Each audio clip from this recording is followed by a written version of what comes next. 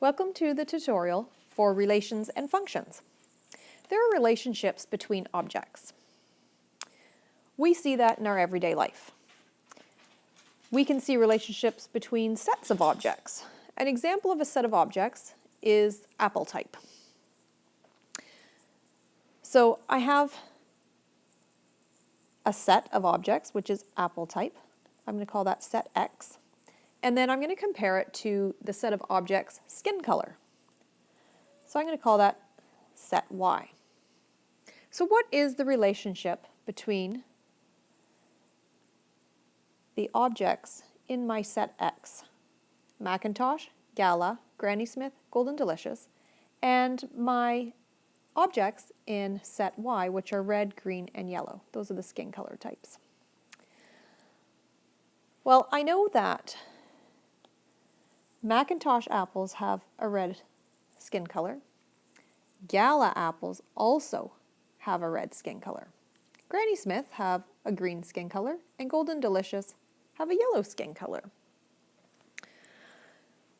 So I can see that based on the type of apple I have, they have a specific skin color.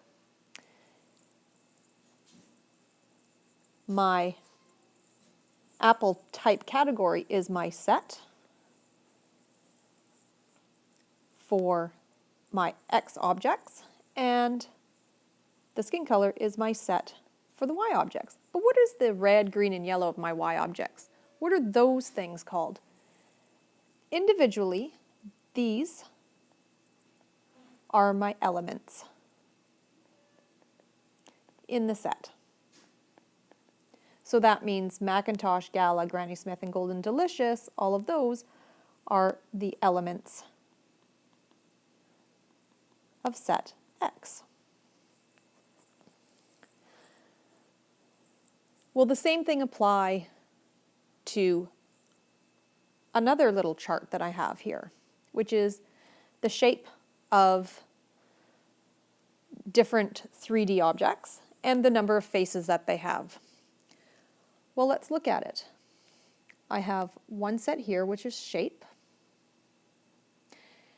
What are the number of faces that they have? Well, triangular pyramids have 4 faces. So if you actually draw them out, and it's a triangle on the bottom as well. So my triangle is not very good. It has 4 faces. A square pyramid. This one has 5 faces because obviously there's a square on the bottom and then the 4 faces on the top. And then a cube has 6, as we know with boxes. There's 6 faces. And rectangular pyramid also has 6 faces. So again, just a rectangular box. It's a rectangular pyramid. So we have 4 faces, 5 faces, 6 faces, and 6 faces.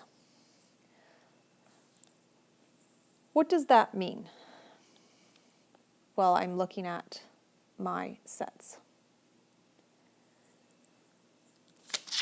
Well, it means that the number of faces depends on the shape. So the number of faces, faces, not faced, number of faces depends on the shape. You can't just say 4 faces and automatically assume we're talking about triangular pyramids. It could be another shape. Or 6 faces. Well, you don't know if you're talking about a cube or rectangular pyramid. So that means that because the key here is the faces depend on the shape, depends is the big key word, means that the number of faces is the dependent variable, we like to call it. And that means that the shape is the independent variable. Now, when we're talking about looking at these two sets, another way to describe the independent variable is to call it the domain. So it's the function of all possible values of the independent variable. So that means the dependent variable, we have another name for that as well, and it's called the range. It is all the possible values of the dependent variable. So domain is all possible values of independent variable.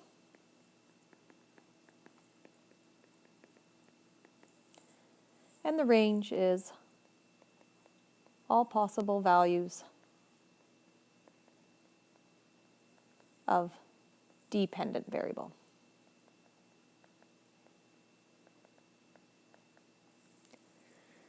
Is there another way that we can actually show this? Yes, there is. We can write these sets in many different ways. So I started out with a chart, and with the circles that I have here, I can actually do them with just the circle sets. So if I do them this way, so I have my, I'm going to triangular pyramid, and then I have my square pyramid, and my cube, and I also have my rectangular pyramid. And then the numbers that I have for the faces, I have 4, 5, and 6. I have 2 6s, but I only need to put it down once. So I have 4, 5, and 6. So if I'm showing the relationship, triangular pyramid has 4, square pyramid has 5, cube has 6, rectangular pyramid also has 6. This is what we call an arrow diagram. So that's another way of showing the sets. Or I can actually do it in a data set form where I would have triangular pyramid and 4. Then I have square pyramid and 5. And I have cube and 6. And then I also have rectangular pyramid and 6. So this one is arrow diagram, and this one is the data set form.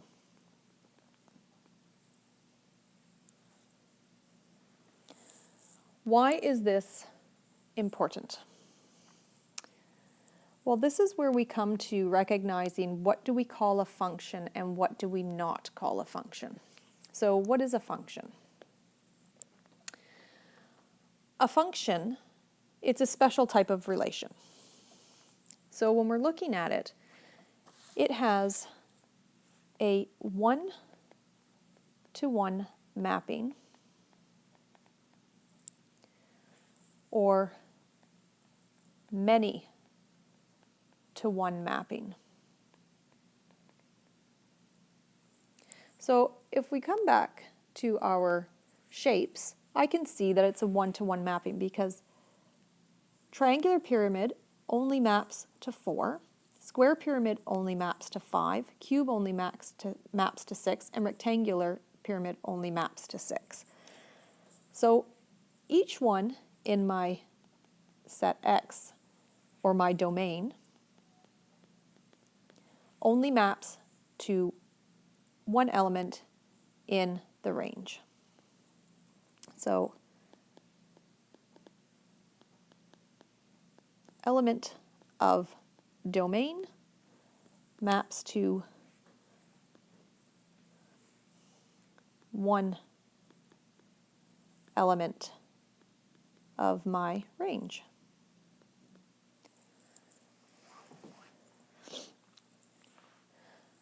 What happens if it doesn't? Let's look at a couple of different examples. So let's figure out if the following examples will be a function or not. So let's look at this one, where I have 0, 1, 2, 3, 4, and they're going to be plus 6 equals.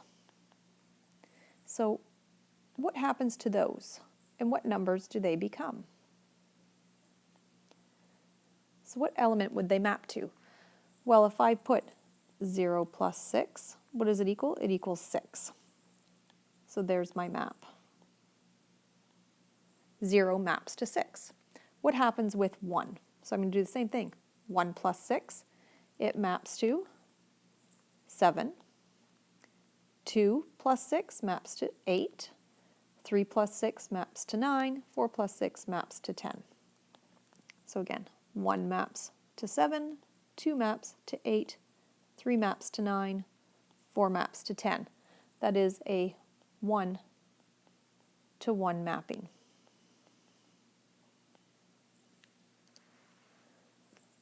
Let's look at if I had x and then x squared. So x is my independent variable, so I'll list some x values that I'm going to work with. And what does x squared equal? Well, x squared, when x equals minus 3, I know that minus 3 squared, it equals 9. Minus 2 squared equals 4. 1 squared minus 1 squared is 1. 0 squared is 0. 1 squared is 1. 2 squared is 4. 3 squared is 9. So if I draw my arrow diagram for my domain, the elements are going to be minus 3, minus 2, minus 1, 0, 1, 2, 3. For my range, my elements are, I have 0, 1, 4, and 9. So now I'm going to show the mapping. 0 goes to 0, yes. Minus 3 goes to 9, but so does 3. Minus 2 goes to 4, and so does 2. And 1 and negative 1 both go to 1. So my elements in my range can have more than one mapping, but my domain can only have one. So that means that this is a function. Yes. What if it was the reverse? What if I had x squared and the square root of x? Would this be a function? Well, let's find out. If x squared was 9, and I had 4, and I had 1, and I had 0, what would the square root of x squared be? Well, the square root of x squared, so the square root of 9, it could be either plus 3 or it could be negative 3. Square root of 4 would be plus 2 or negative 2. Square root of 1 would be plus 1 or negative 1. And the square root of 0 would be 0. So that means, even without drawing my arrow diagram, I know that 9 will map to two different elements in my range, because remember, this is my range. It depends on the domain.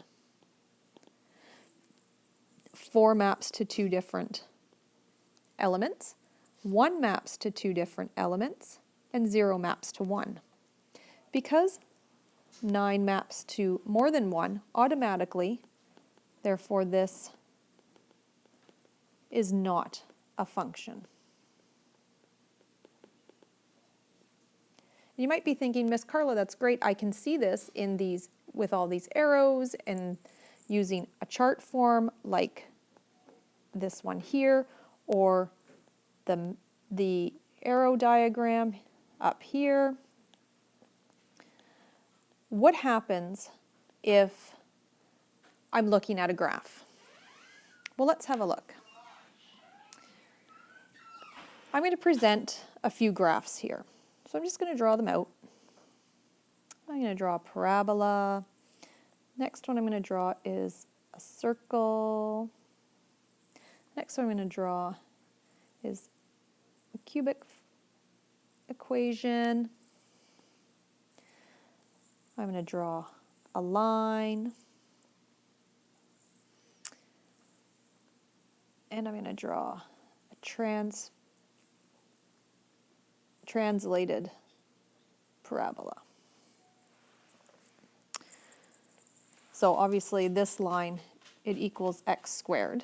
The circle equals x squared plus y squared. This would be an x cubed. The line might be x minus 2. And this one is y squared. So how can I tell if these are functions or not just by looking at it? We actually have a way to test it, and it's called the vertical line test. And all we're going to do is draw a vertical line and see if it hits more than one spot on our graph.